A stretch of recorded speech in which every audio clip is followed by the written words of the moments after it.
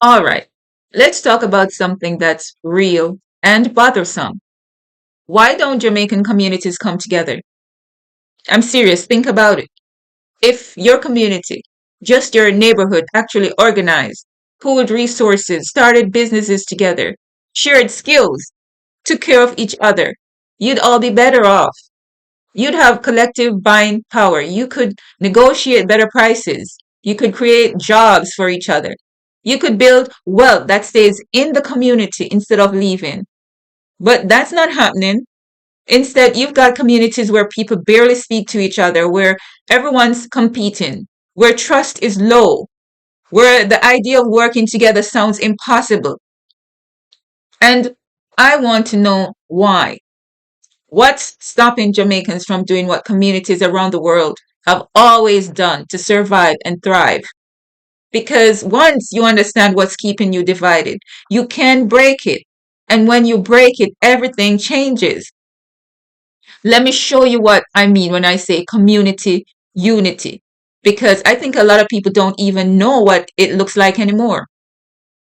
Imagine your community pooled money to buy land together. Everyone owns a share. You grow food on it collectively. Everyone eats. You sell the surplus. Everyone profits. Or imagine 10 families in your neighborhood decided to start a community grocery. Everyone invests a little. Everyone shops there. Profits, they go back to the community, not to some foreign corporation. You got someone who knows plumbing, someone who knows carpentry, someone who can sew, who can cook, who knows farming.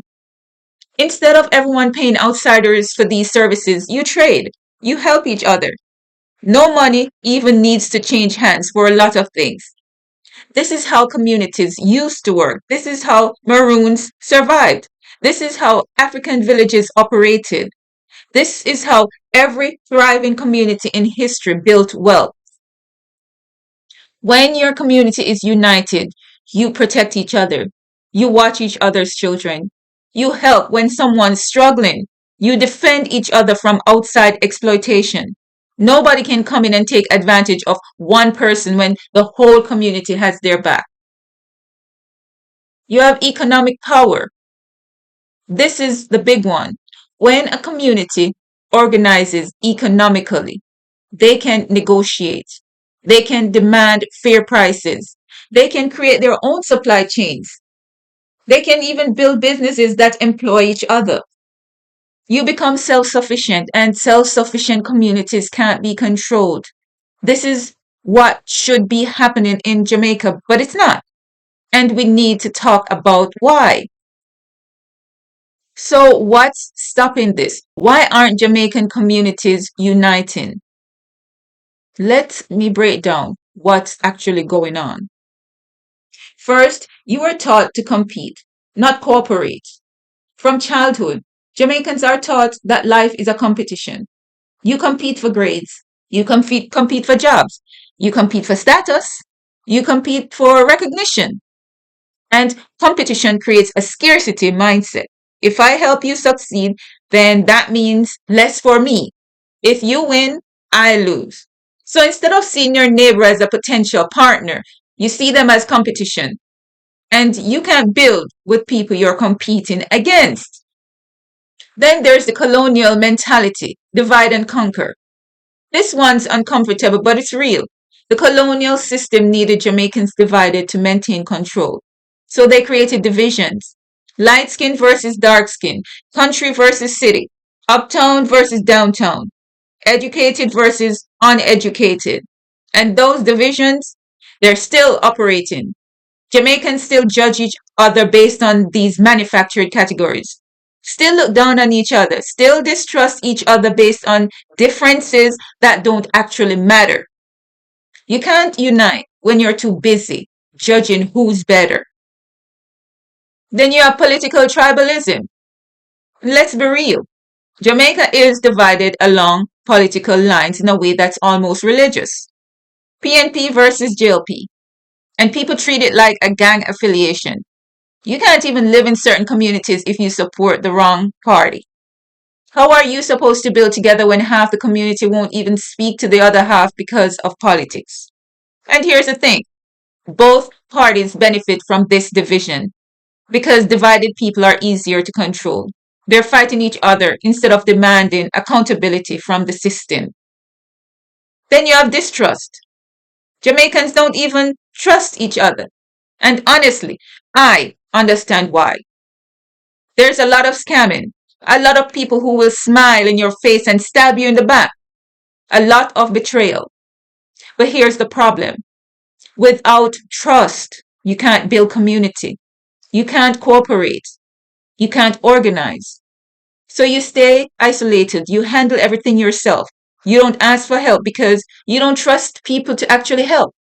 You don't offer help because you assume people will take advantage. And so everyone stays alone, which means everyone stays weak. You have the crab in a barrel mentality. You know what I'm talking about. When one person starts succeeding, instead of celebrating them, people try to pull them down. Oh, you think you better than us now? Who you think you is? You forget where you come from? So people who do succeed often leave the community. They don't reinvest. They don't build there because they know their own people will resent them for it. And the community loses the very people who could help lift it up.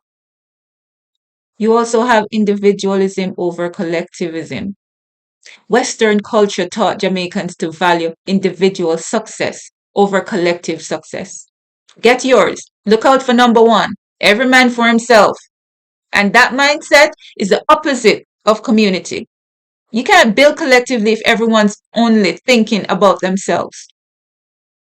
Now, let me show you what could happen if Jamaican communities actually came together. Because this isn't fantasy. This is what happens every time people organize. First, poverty decreases fast. When a community pools resources, shares skills, and creates collective businesses, people who were struggling start thriving. Because you're not just one person trying to survive anymore. You're part of a network. You're part of a system, a community economy. You need food, the community farm provides. You need childcare, the community helps. You need a job, the community business employs you. You need help with a problem, the community solves it together. Poverty exists because people are isolated. Unite, and poverty can't survive. When Jamaicans unite, wealth stays local and grows. Right now, money comes into your community and leaves immediately. You buy from foreign businesses, you work for foreign companies, the wealth goes out. But when you create community businesses, community grocery stores, restaurants, repair shops, farms, whatever, the money circulates. I spend money at your business, you spend money at mine. We both employ people from the community. They spend money locally. The same money goes around and around, creating more wealth each time. This is called a circular economy, and it's how communities build generational wealth. When Jamaicans unite, you become self sufficient. A united community doesn't need outside help. You grow your own food, build your own houses, educate your own children, take care of your own people. And when you're self sufficient, you can't be controlled because you don't depend on systems that exploit you. You've built your own system. When Jamaicans unite, you gain political power. Politicians pay attention to organized communities because organized communities vote as a bloc. They make demands as a group. They can't be ignored. But a divided community, politicians don't care. They can promise you anything and deliver nothing because you're not organized enough to hold them accountable. Unity equals leverage. When Jamaicans unite, the next generation has a foundation. Right now, most Jamaican children grow up with nothing to inherit. Their parents struggle, they'll struggle. Their children will struggle. But when a community builds together, when they own businesses, own land, create systems, those things get passed down.